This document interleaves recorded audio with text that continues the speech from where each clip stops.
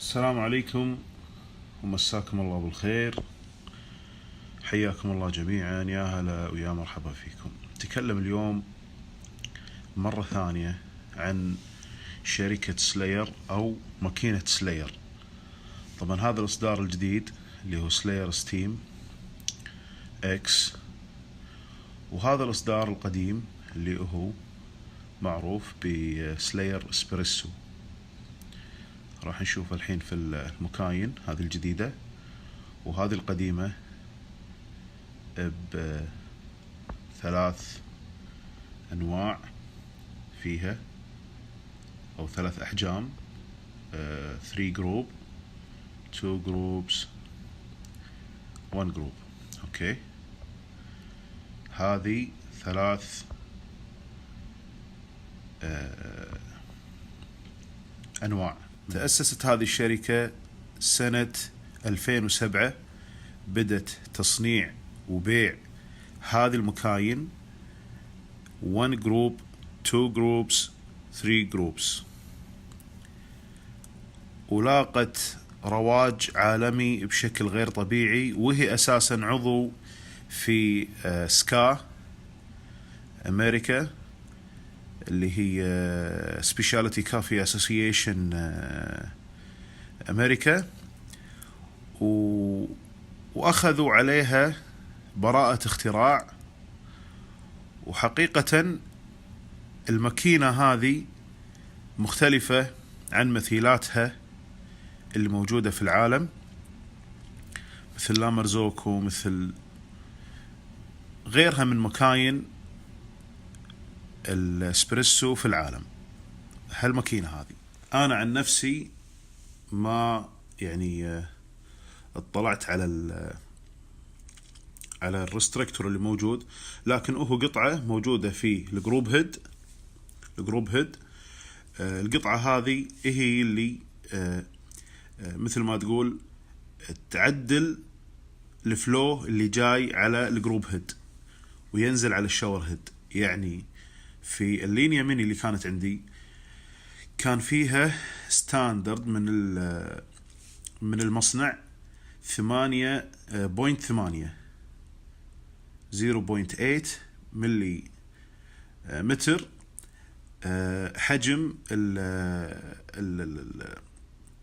الجيجلر.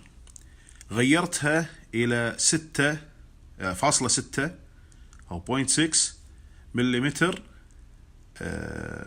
لتحسين الفلو. فهذا الفالف هو بمثابة حنفية، اسمه نيدل فالف، لأن شكله من تحت مثل الإبرة. لو تشوفون شكله تحت مثل الإبرة، ومكان ضيق، يعني من تسكر طبعا عندهم مثل ما تقول كاونتر كلوك وايز وكلوك وايز.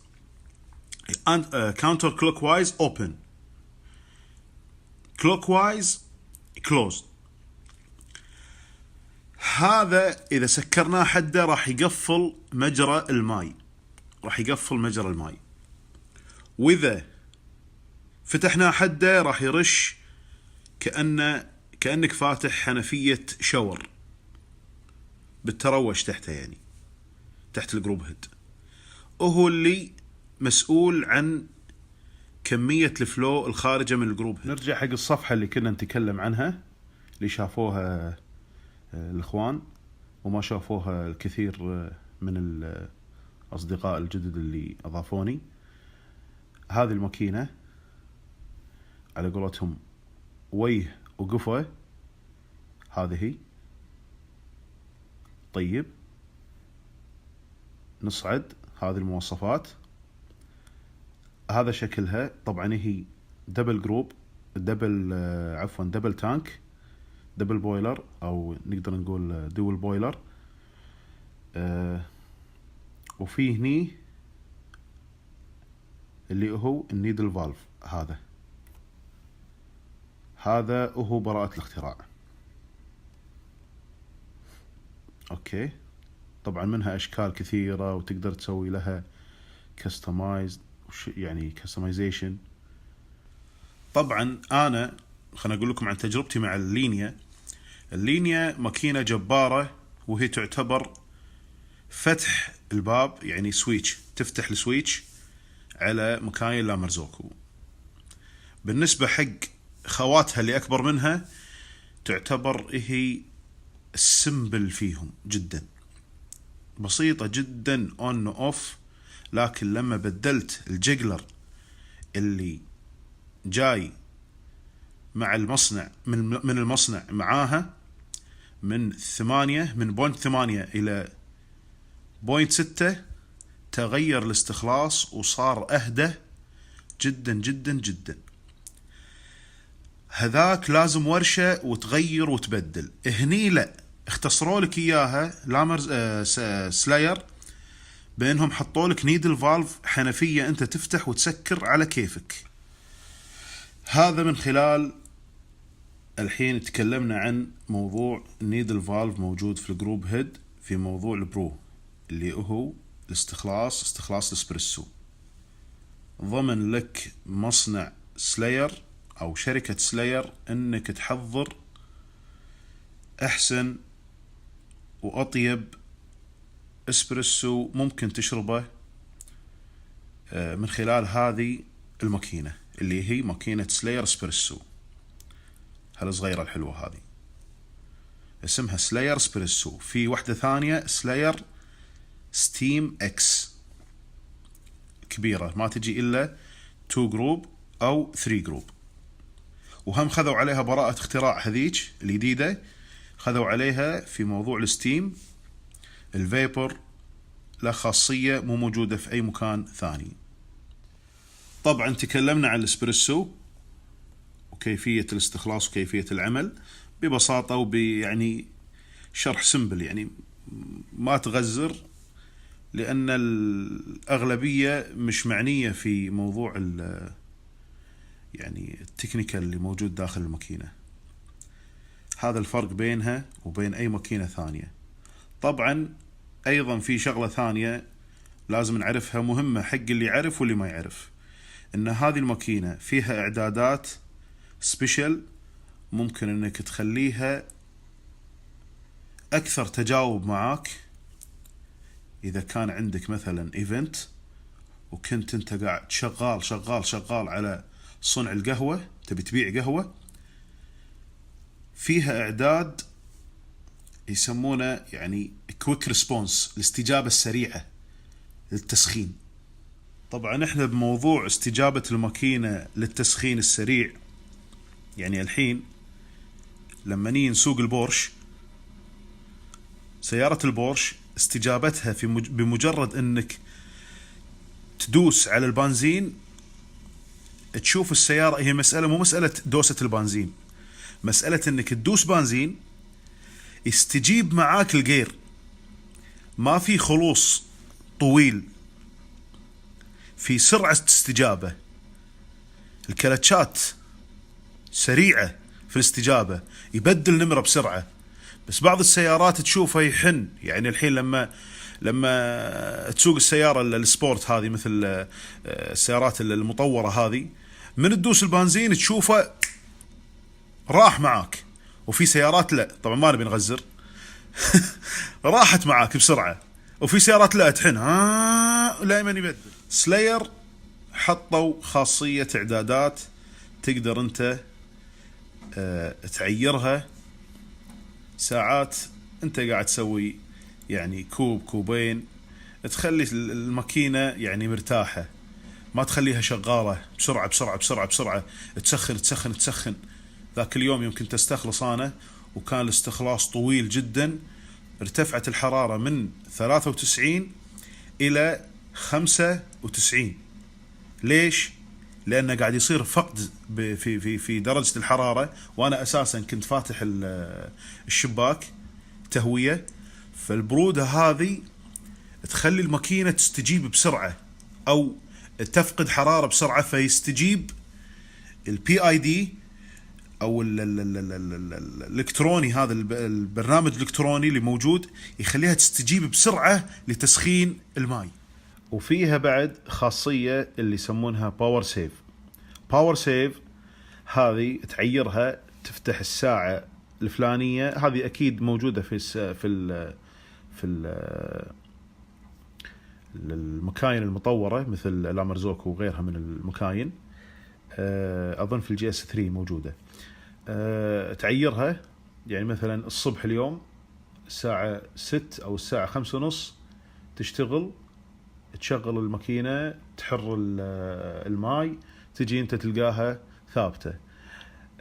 تروح الدوام تخليها على ما هي عليه، هي تفصل بروحها، تشتغل حزة ردتك بعد، تطفي بروحها، ستاند باي تصير تشتغل. بعدين لما ترجع أنت تخليها مثلا الساعة 3:30 الساعة 4 أنت واصل، تكون حارة بمجرد أنك تستخلص إلا هي تكون. نقدر نقول عنها أنها خاصية توقيت، يعني توقتها متى ما تبيها تشتغل، متى ما تبيها تطفي.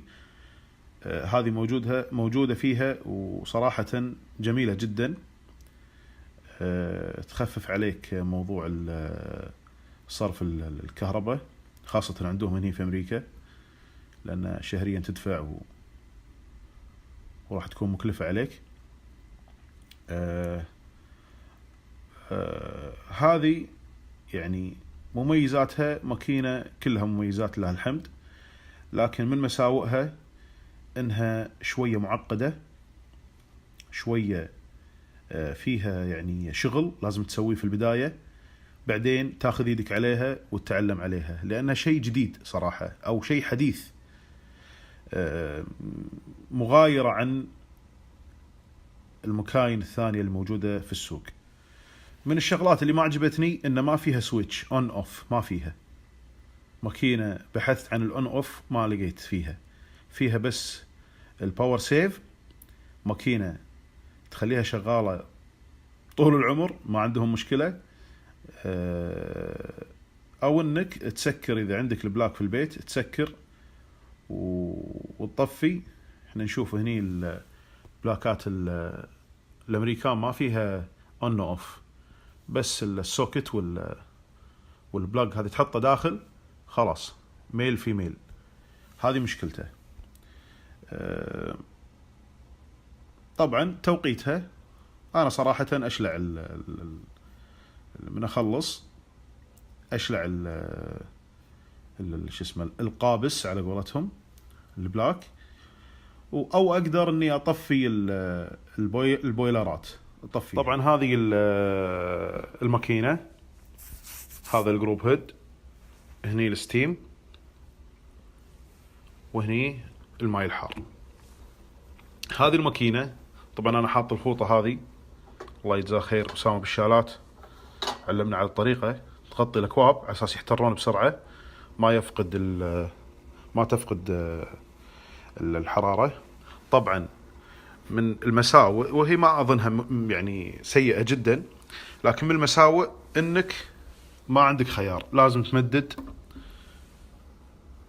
تمدد ماي من بطل أو من الحنفية من الفلتر، هذا اللي موجود. لكن ما فيها يعني تانكي داخل تترسه، يعني فيك موضوع الهوز. هذه من المساوئ اللي أنا ما حبيتها، لكن الحمد لله ما حبيتها لأني أنا هني. طبعا هذه الماكينة، هذا جروب هيد الماي، وهذا عصا التبخير.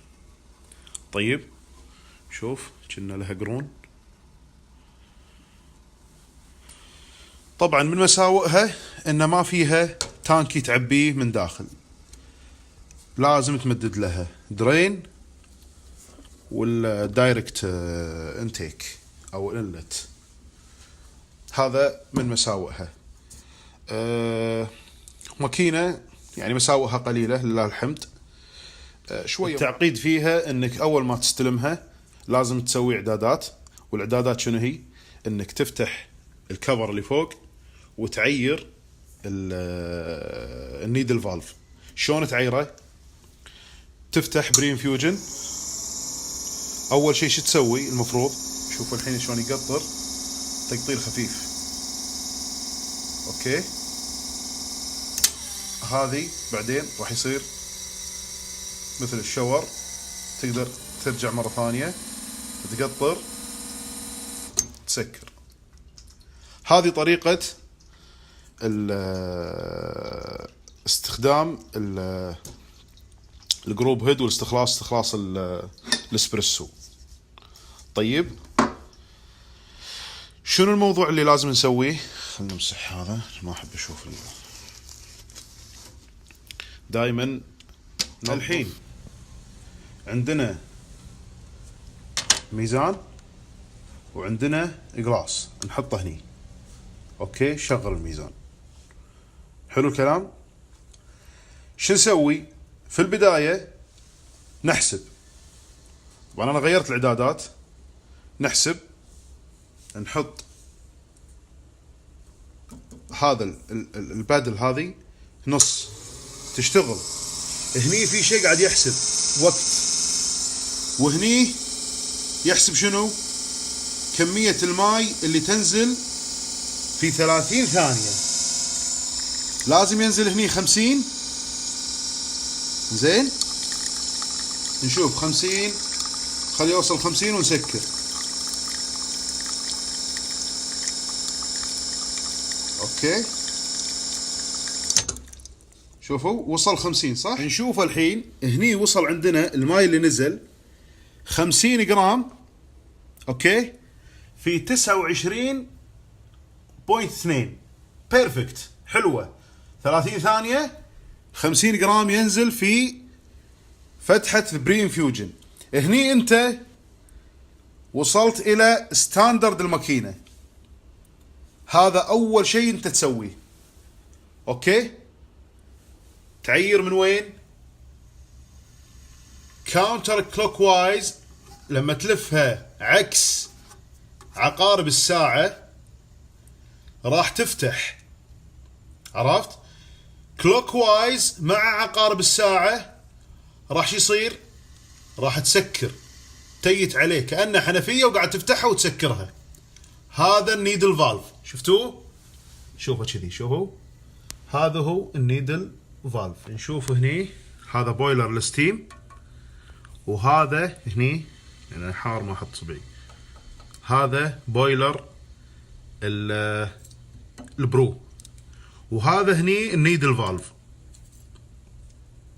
نزوم عليه، هذا النيدل فالف. هني خذوا براءة الاختراع لأن قدروا انهم يحسنون من مستوى الاستخلاص بهذا. طبعا هني سيلينويد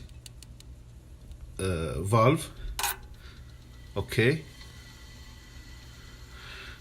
هذه فكرة الماكينة. طبعا هني الاعدادات. خلينا نطفي الليت اساس يبين اكثر. الحين هذه شاشة، لما نضغط هني على الهوم، هذا كنا زر هوم الايفون، يبدأ شنو؟ البروجرام مالها شلون صاير. هذه درجة حرارة الجروب هيد، برو تمبرتشر. هني البمب، كم قوة البمب في 100 برسنت، يعني 25% مخليها. هذا الكلين اللي هو باك فلاش. ستيم 1.8 خليتها نفس الميني اللينيا ميني. وبعض الشغلات اللي هني طبعا تقدر تسوي لها عيار حق البرو، كم تخليها ترفع هني على كيفك. تبي تخليها اوتوماتيك 30 ثانية على كيفك. طبعا انا مخليها مانوال. هذه حلاوتها. فتح وتسكير البادل اللي موجود على الجروب هيد، يعني انت اوكي اعتمدت اللي تبيه. اوكي، هذا الكنترول، هذا سيلسيوس. تقدر انت تحول هني من فهرنهايت الى، طبعا انا مخليها سيليزي او مئوي. اوكي، هذا البي اي دي. هني اللي هو الاوفست مال استجابة البويلر لتسخين الماء بسرعة اذا كان عليه لود واذا كان الجو بارد.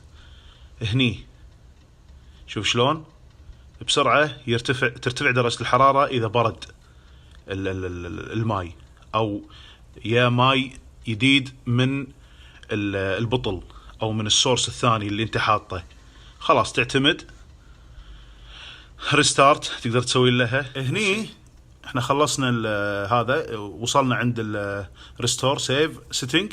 بعدين تروح حق الست تايم، تحط انت عاد وقتك، الساعة كم عندك والتاريخ يكون كله موجود، اليوم 24/3. نروح حق الست باور سيفر اون اوف تايم، حاطها انا كأول ست من الست AM الى، يعني نخليها 1:15 ل7:15 AM، بعدها تطفي باور سيف. الثانية من الساعة 3:30 تبدي تشتغل 3 PM 3.5 PM، ساعة ليل 4:30. اوكي، وبس خلاص خلصنا. الحين شو نسوي؟ اخير شيء ممكن نتكلم عنه الستيم. طبعا هني الماي الحار تفتحه حق الشاي حق اي شيء، عادة ما نستخدمه احنا. اوكي، هني شنو عندنا؟ هني عندنا الستيم، هذا اول بدايته يطلع ماي، لانه برد يتكثف الماي هني، يصير الماي يصير فيه سائل هني. فلما نفتح الحين شوفوا الماء، شوفوا بارد، شوفوا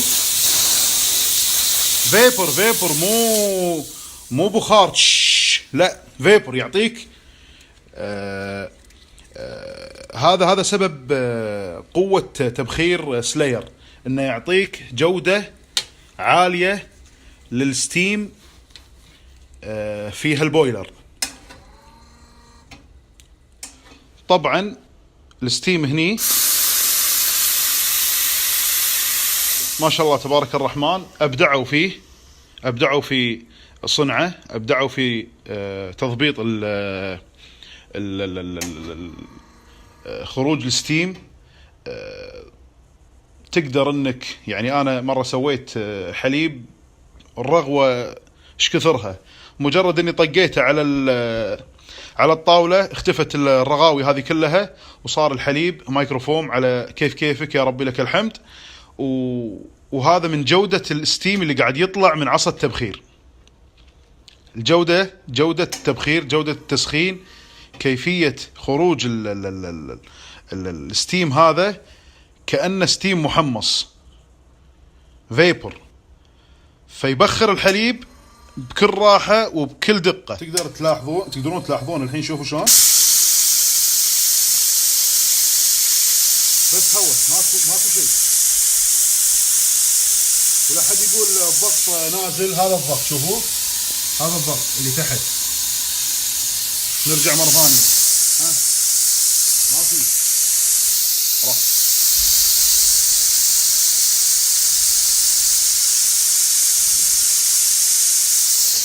شفتوا شلون؟ هذه هم بعد خاصية وإبداع من سلاير في صنع بويلر ستيم ذو كفاءة عالية. دائما نظفوا الماكينة، دائما اغسلوها، دائما باك فلاش، دائما حافظوا على الماكينة. تخلص من شغلك نظفها، بعدين راح تتحسف إذا ما نظفتها. هذا كل ما يتعلق أو كل ما أعرفه عن هذه الماكينة اللي ما صار لها عندي يعني إلا قريب شهرين الحين، يا ربي لك الحمد.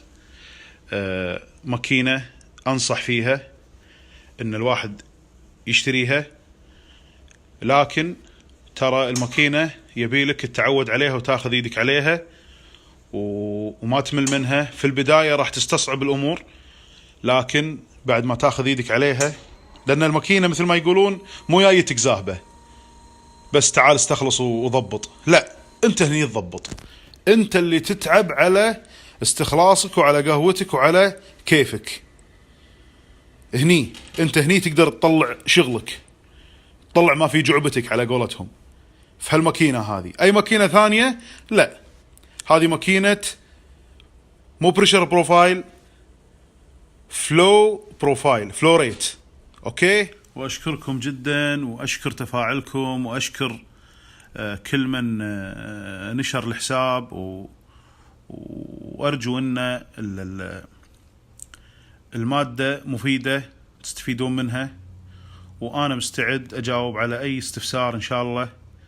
حتى اذا الاستفسار ما فهمته ما عرفته استفصل منك زود، واذا ما عرفت الاجابة راح اتواصل مع الدعم الفني، استفيد انا اول شيء وافيدكم فيها ان شاء الله، وحاضرين وبالشوفة. عسى الله يبارك لنا وياكم. الاخوان اللي شارين السلاير وناطرينها تجيهم عسى الله يبارك لكم. لا تحزنون، ترى الماكينة تبارك الرحمن جبارة وما راح تتحسف، وبعدها يعني ما بقول كلمة ما راح تشوف شيء بعدها، لكن خلي تجيك وراح تعرف.